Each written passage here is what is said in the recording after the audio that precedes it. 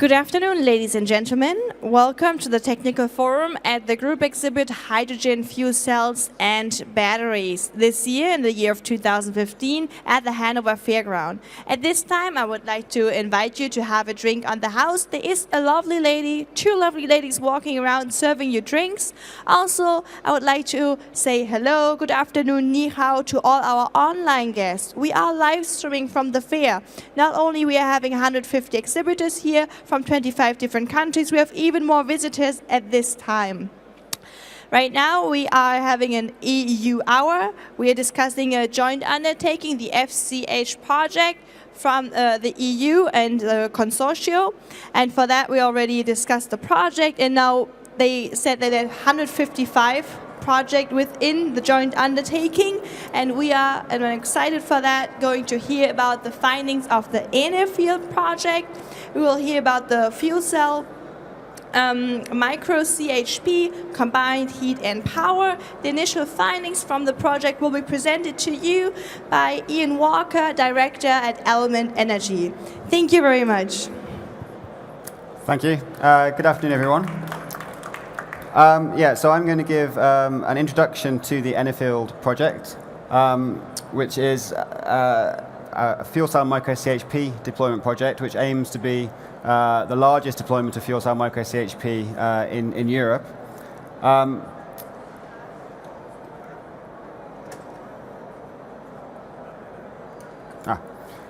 I'll take you through a brief introduction to the project. And then some of the lessons learned to date and some of the emerging conclusions. We're about halfway through the project duration. I'm going to tell you a little bit about the technical monitoring that we're planning to do, or we are doing in the project, which we're hoping will create a very useful resource for the analysis studies that are also part of the research element of the project. And then I'll tell you a little bit about some of the research and analysis that we plan to do. So, as I said, Enerfield will be the largest deployment of fuel cell micro CHP in Europe. We're looking to install around about 1,000 units, just short of 1,000 units, across Europe. And at the moment, we're planning to install in 11 member states. And you can see there's quite a distribution across a sort of central band of Europe, as far as Denmark in the north and Italy in the south. So the project is 5 years in length. What we intend to do is to have at least 2 years of operation for each of the units that gets installed. And during that time, we'll be monitoring those units to understand how they're performing, to log any issues encountered, and also to understand the attitudes and perception of customers who have these units in their homes. The data that gets collected will feed into a number of different research studies, looking at things like cost of ownership, life cycle impacts, market potential for fuel cell micro CHP, which I'll also talk about in a moment. The project is funded by the FCHJU, as was just introduced. So very briefly, why are we interested in fuel cell micro CHP? I think the starting point for that is the requirement to decarbonize heat in buildings. Heat accounts for, or energy consumption in buildings accounts for a large part of national energy consumption, somewhere around 40 to 50% of national energy consumption, and a large proportion of that is heating space and heating hot water. So in order to meet national CO2 reduction targets, decarbonizing heat in buildings is a really essential theme. Fuel cell micro CHP is a key solution to decarbonizing heat in buildings. Thanks to very high electrical efficiency and overall CHP efficiency, it can lead to dramatic reductions in primary energy consumption compared to heating with a gas boiler and taking grid electricity. And together with that reduction in primary energy, of course, you get a reduction in CO2 emissions. There are another number of other advantages of fuel cell micro CHP, like lower local pollutants and very low noise operation. There's a potentially very large market. Really, they have access to what is now the gas boiler market, which is extremely large across Europe. The systems can be retrofitted into existing buildings, but are perhaps particularly well suited to new, low energy demand buildings, where the low heat demand is well matched to the heat to power ratio of the fuel cell micro CHP, which is electrically efficient, so generates less heat. Integration is relatively straightforward with existing gas and electricity suppliers, so requires relatively little retraining of current heat appliance installers. And the final point there, micro CHP is complementary with the wider energy system transition. For one thing, it's consistent with the well-developed natural gas infrastructure that we have in many European countries, and is a technology that extends the lifetime of that infrastructure. Over the longer term, the decarbonisation potential of fuel cell micro CHP can be increased by blending low carbon gases such as biomethane or hydrogen into the gas grid. And it's also complementary with the increasing penetration of renewable electricity generation into the grid mix, because fuel cell micro CHP offers a dispatchable local generation which can be used as a balancing reserve to balance the inherently intermittent nature of wind and, for example, solar. These are the technologies that we're installing. Currently we have 8 manufacturers who are running field trials, and we have a good mix of PEM and solid oxide fuel cell systems across those manufacturers. The bulk of the systems are aimed at single family homes, so around about a 1 kilowatt electrical output. We have a few systems that are slightly larger that are looking at multifamily homes or small commercial properties. So on the PEM side, we have Baxi, Dantherm, RBZ, and Elcor being a higher temperature PEM unit. And then on the solid oxide side, we have Bosch and Hexis, Valent, and Solid Power. All the units installed will be using natural gas as a fuel source. We're also currently in negotiations with 2 further manufacturers that we hope will join the project soon to increase the potential for strong deployment across Europe and getting up to that 1,000 number of units target.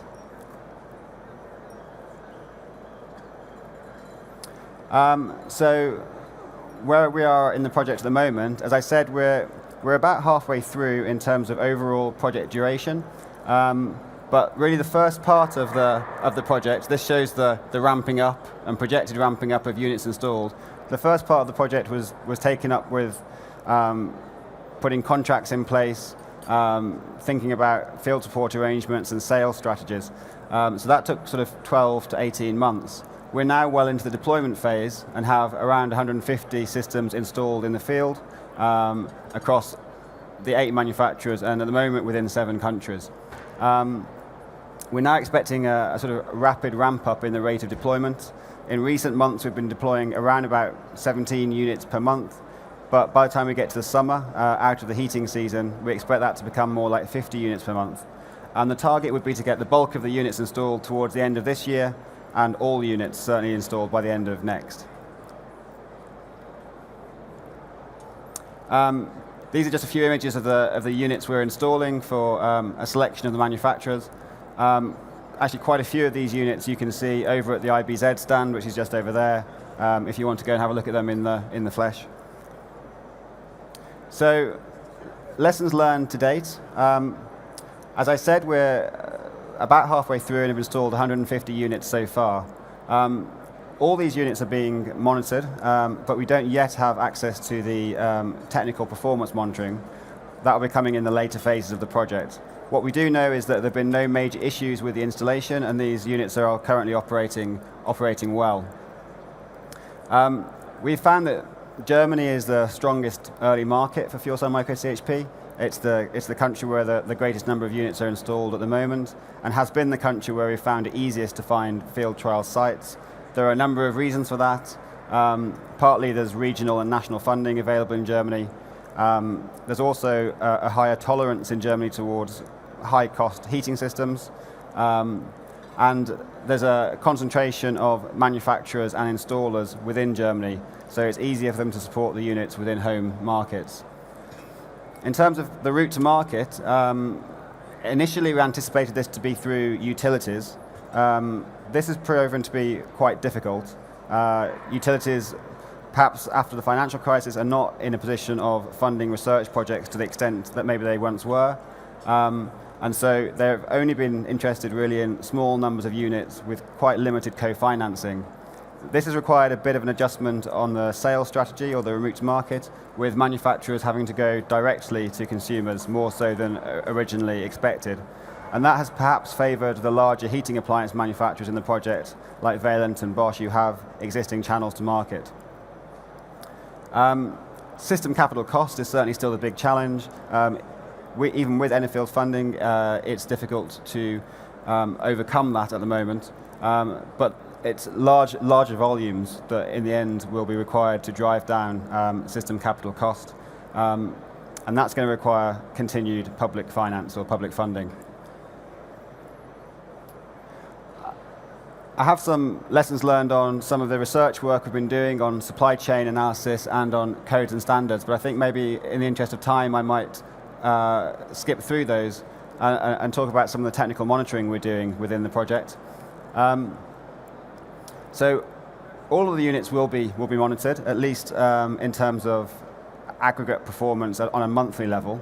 So heat produced, gas consumed, hours of operation. But 10% will be monitored in a very detailed way. And those units will be fitted with the Calix box, which is a data logger and consumer gateway device that was developed in the German Calix project, a sort of predecessor fuel cell micro CHP installation project. And that allows data to be collected from a wide range of sensors and for the monitoring partners to access that data remotely. And so we're hoping that the detailed monitored units will be distributed across a range of different house types and in a range of different climate zones, so we can see the difference in the way fuel cell micro CHP systems are performing in different contexts. This is a sort of schematic of the detailed monitoring scheme, and I've just picked out some of the key sensors that will be included in that. And you can see that we'll be monitoring the fuel cell itself in terms of its electrical output and heat output and gas in, so you can understand its efficiency. Likewise, the auxiliary boiler will be monitored in terms of space and hot water heating out and gas in, so we can see the ratio between fuel cell heat and backup boiler. We'll also be monitoring electricity use in the house and export from the house back to the grid, as well as some environmental factors such as ambient temperature and internal temperature in the home. This is a full list of the technical performance parameters that we'll be monitoring. And as you can see, there are, I won't go through them all, but there are some really quite detailed monitoring that we'll be doing, not just looking at energy and kilowatt hours, but also monitoring temperatures of heating circuits, flow and return temperatures. And this will enable some very detailed analysis to be undertaken on how these systems are performing. All of the data that gets collected is fed into a clean room where it has to be aggregated and anonymized so that no confidential information on any one particular manufacturer is released. Having gone through the clean room process, that data gets fed to the research partners who use it in a range of analysis projects, and also fed back to the FCHJU, so they have a clear view of how the systems are performing and how the funding is being spent. So in terms of how this data will be used, as I say, there's a number of different analysis projects that will be going on. We'll be looking at the cost of ownership and the life cycle assessment. We'll also be surveying the householders who have the systems, both at the point of installation and after 1 year, to see how they are getting on with the system, to see what their perception of the fuel cell micro CHP is compared to their old heating systems. And this work will feed into some work that we're going to do on trying to understand the market for fuel cell micro CHP across European member states. We're also going to do a piece of work that then looks at the potential impact of fuel cell micro CHP on the wider energy system, and particularly looking at the impact on the electricity system in terms of how it changes the grid electricity mix, and its potential impact on reinforcement costs for transmission and distribution networks. So in terms of the work looking at total cost of ownership, we'll be looking at a range of different types of system, spanning from 0.7 kilowatts, which is around about the average of the single-family home systems, up to 5 kilowatts, which is the largest system that we look at in the project. And for each of those sizes, we'll be looking at PEM, solid oxide fuel cell, and in the cases where we can't respect confidentiality, if we're looking at a particular technology, we'll need to look at a generic fuel cell type. The total cost of ownership analysis will take in the monitoring data and use that data on how systems are performed in different house types and climate zones to understand how the economics of the systems vary between these different contexts. The understanding of the economics and some assumptions for how that may change over time, so how costs may come down and lifetimes improve, for example, will feed in some market projections. And then using the projections of uptake of fuel cell micro CHP and how that's going to be deployed in a widespread way, we will do a piece of analysis to understand the impact on the electricity system. And that's going to model fuel cell micro CHP as part of the generation mix to understand how it changes the cost of generation and also the CO2 content of grid electricity supply.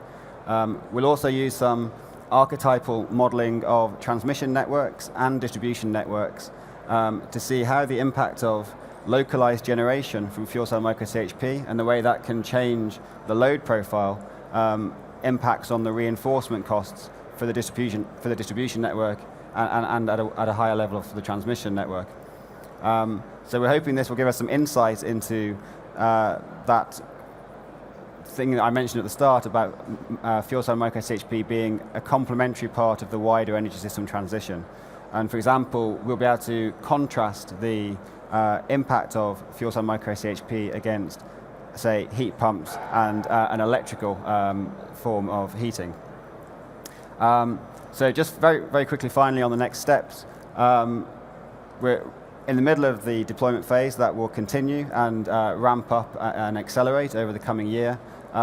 We expect over the next few months to get technical performance data out of the clean room, which will feed into these analysis pieces of work that we're undertaking.